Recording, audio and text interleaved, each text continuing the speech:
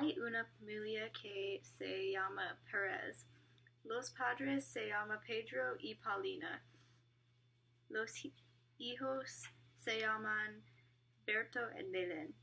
Normalmente están muy alegres. Sin embargo, la familia tiene algunos problemas. Especialmente hablan de la cena porque cada persona quiere algo diferente para comer. Pedro siempre quiere comer carne como tocino o bistec. Paulina siempre quiere comer vegetales como brócoli o coliflor.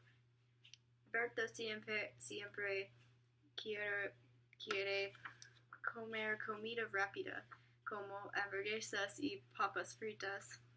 Belén siempre quiere comer comida de basura como galletas y helado.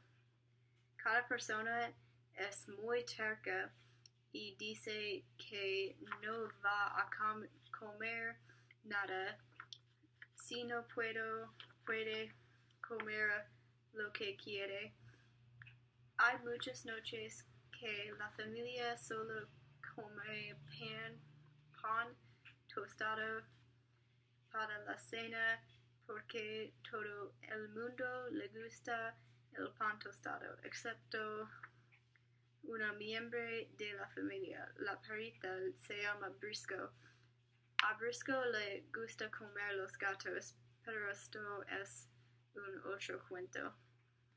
You weren't paying attention at all.